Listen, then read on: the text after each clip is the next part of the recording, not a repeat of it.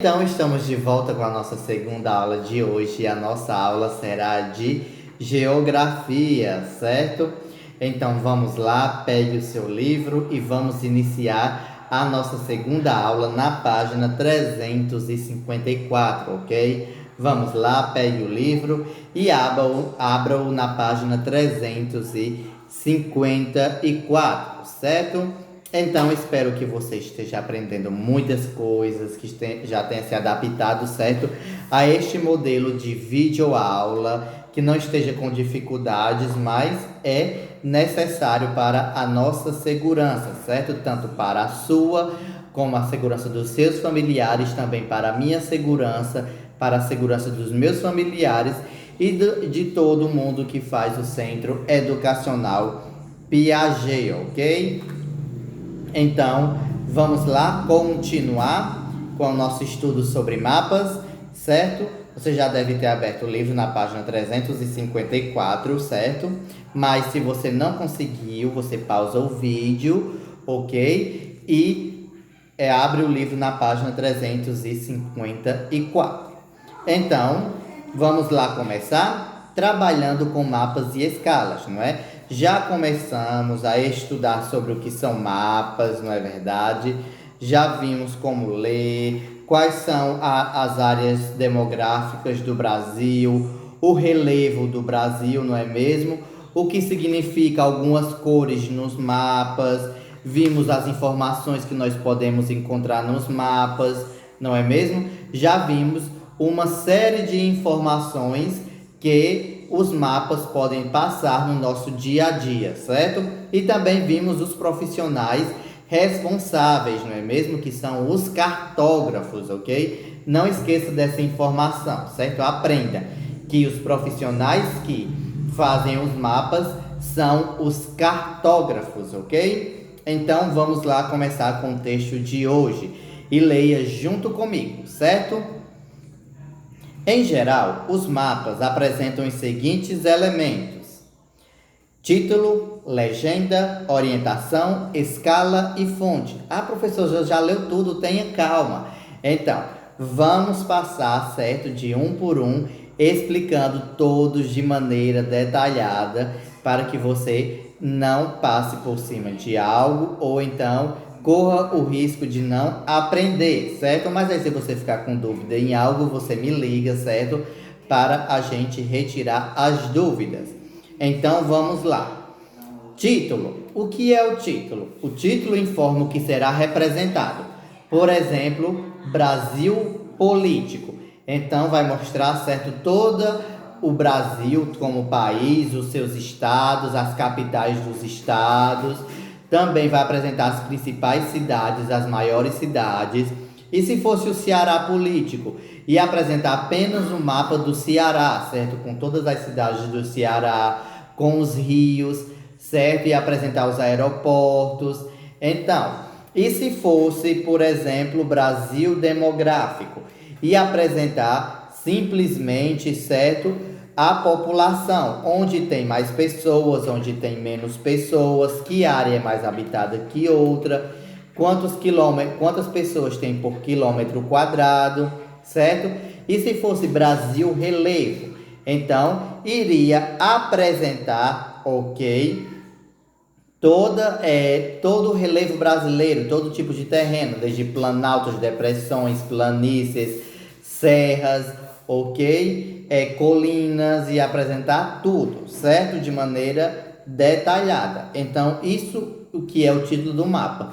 Diz o que vai ser apresentado no mapa em questão, certo? E a legenda? A legenda apresenta o significado dos símbolos e cores usadas no mapa, certo? Então, apresenta os significados de símbolos e cores usados no mapa, certo? Se ficou repetido foi que deu um probleminha na edição. Então, na legenda, certo? Vai dizer o que cada símbolo que tem no mapa o que representa, certo? Por exemplo, se a gente estivesse na escola, eu ia mostrar aquele mapa do Brasil para vocês, bem grande, certo? Mas nós não temos. Naquele mapa tem os desenhos de alguns aviãozinhos, certo? espalhado por todo o mapa. Um avião pequeno, um avião médio e um avião maior, certo? E o que significa esses aviões? Significam os aeroportos, certo? Então, onde está aquele avião está simbolizando que existe um aeroporto naquela cidade. Então, do mesmo jeito, se tiver o desenho de um ônibus, vai representar a rodoviária, certo? E, por exemplo, se tiver uma cruz, vai representar o quê? Um hospital, certo? Uma cruz, certo? Totalmente reta, com os dois braços iguais, certo? Tem a haste principal da cruz, não é mesmo? E tem a outra haste da cruz. Então, se tiver as duas hastes iguais, então simboliza um hospital, certo? E se tiver, por exemplo, um desenho de garfo e faca, até isso tem, sabia? Vai ter o quê? Um restaurante, certo? Então, tudo isso vai vir escrito ao lado do mapa, o significado dos desenhos. Mesmo que você não entenda nada do mapa, você vai saber o que significa, porque vem dizendo logo ao lado o que cada desenho que está no mapa, certo? Significa. E até mesmo as cores, onde geralmente nós já sabemos que azul são as águas, o verde são as plantações, não é mesmo? A zona de mata, e o marrom geralmente é o relevo, tipo de terreno. E vamos lá. A orientação. O que é que a orientação indica? Indica a direção norte em relação ao mapa, representada pela rosa dos ventos, certo? Por exemplo, nós temos aqui, não é mesmo, este mapa. Então, sabemos que para esta direção, na hora que você estiver olhando pela rosa do vento, vai indicar que para aqui fica o norte. Aí, então, você já pode se localizar pelo leste, onde o sol nasce, e oeste, onde o sol se põe, e também para o sul, certo? Então, vai sempre mostrar para onde fica o norte, certo? No mapa. Então, vamos lá dar continuidade. E a escala? A escala mostra a relação entre o que está representado e o seu tamanho real, certo? Então, aqui nós temos a escala deste mapa que você pode observar. Então, aqui está escrito que 1 centímetro equivale a 120 quilômetros. Então, cada centímetro do mapa é como se equivalesse no tamanho real 120 quilômetros, certo? Então, você vai saber, por exemplo, tem as cidades bem próximas. Você vai dizer, como Baixo está próximo de Juazeiro. Mas aí 1 centímetro equivale a 120 quilômetros. Então, aí você pensa bem grande e vê qual é a distância, certo? E a fonte? A fonte traz o nome de onde o mapa foi extraído, certo? Então, o mapa pode estar presente no Atlas, certo? Que são os livros dedicados a mapas, revistas, jornais, sites e etc. Ou seja, pode-se encontrar os mapas em diferentes locais, ok? Entendido até aqui? Se não tiver entendido, você me liga, certo? Para retirar as dúvidas. Nos mapas, a representação do espaço é feita na visão vertical, ou seja, eles apresentam sempre um lugar visto de cima. Podemos ampliar nossos conhecimentos sobre o espaço em que vivemos por meio de uma interpretação correta dos mapas, certo? Então, o mapa ele é sempre feito de uma visão vertical e não horizontal. Ou seja, ele é sempre visto de cima para baixo, certo? E através dos mapas nós podemos ter muitos conhecimentos, gerar conhecimento, certo?